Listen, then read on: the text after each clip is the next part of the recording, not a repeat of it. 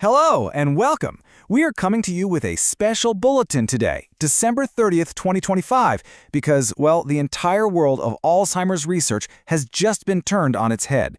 Something we thought was pure science fiction just yesterday is now suddenly on the table.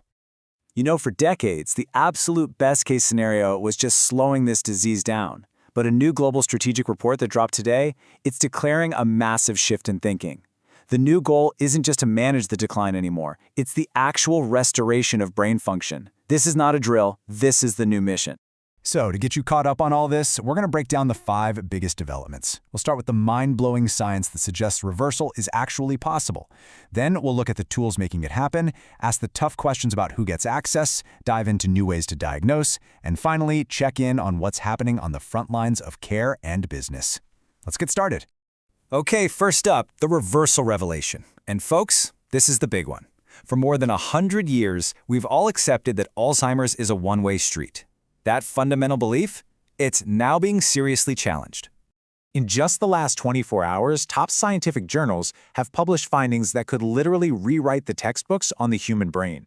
It seems our brains have this hidden, dormant ability to heal themselves. We're talking about animal models with advanced, late-stage disease seeing a complete biological reversal. It's absolutely stunning. So, how in the world does this even work? Well, imagine the brain's power grid completely failing because a key fuel source, a molecule called NAD+, has just run out. What scientists have found is a way to basically flip the master breaker switch back on. They introduce an agent, it restores those NAD+ levels, the biological damage gets undone, and, at least in these models, cognitive function comes all the way back. Which, of course, leads to the next question: how? What are these new tools? Let's take a look at the actual technologies that are making all of this incredible brain repair possible. Right now, there are 2 major strategies leading the pack. We just talked about the metabolic-first approach. That's kind of like jump-starting the brain's batteries. But there's another equally exciting one called the vascular-first approach. And this is all about fixing the brain's plumbing so it can finally take out the trash. And this is where it starts to sound like it's straight out of a movie. The vascular approach uses some seriously cutting-edge nanotechnology.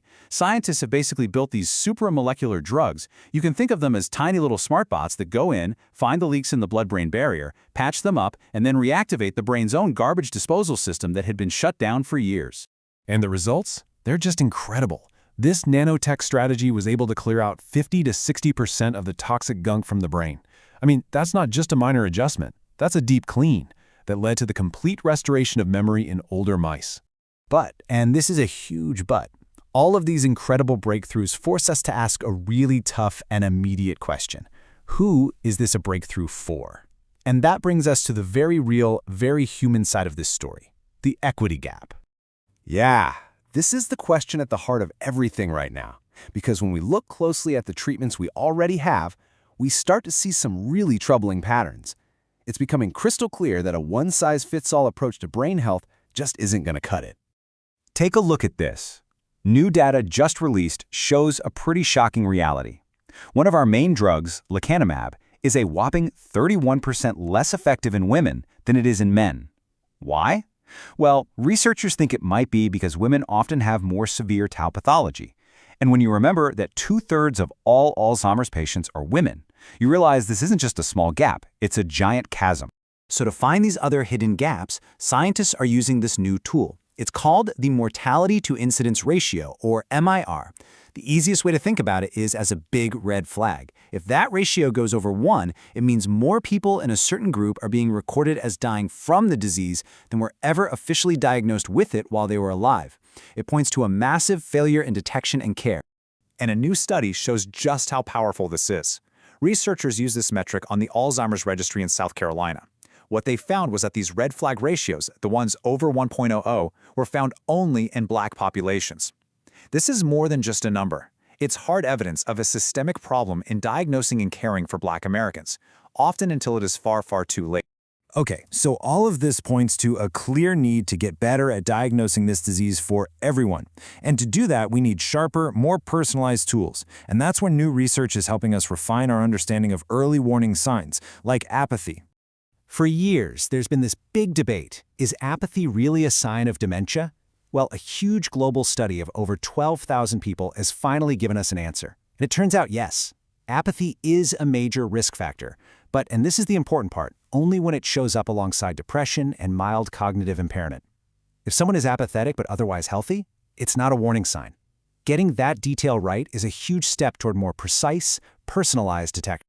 So with all this incredible science swirling around, what's actually happening on the ground today? Let's zoom in on the care and corporate front line to get the latest news. All right, here's a quick news roundup from just the last day. Tiziana Life Sciences reported fantastic safety data for its nasal spray therapy. No serious side effects. Longeveron Inc. just got chosen as a moonshot company, which is going to put their cell therapies in the spotlight for some major investors. And on the community side, Golden Heart Senior Care is expanding its specialized memory care down in Arizona. It just shows you how fast things are moving, from the lab bench all the way to the living room. And you know, that's such a critical point. Even as we're talking about these miracle cures, the day-to-day reality for millions is still all about compassionate, person-centered care. Things that focus on quality of life, community, and skilled support are every bit as important as a breakthrough in a test tube. And that really brings us full circle, back to the central challenge that is staring us in the face. Science is on the verge of making the impossible possible, the biological reversal of Alzheimer's disease. So the question we're all left with today isn't just a scientific one anymore, it's a moral one. How do we build a world where this miracle isn't just a privilege for the lucky few, but a reality that's accessible to all?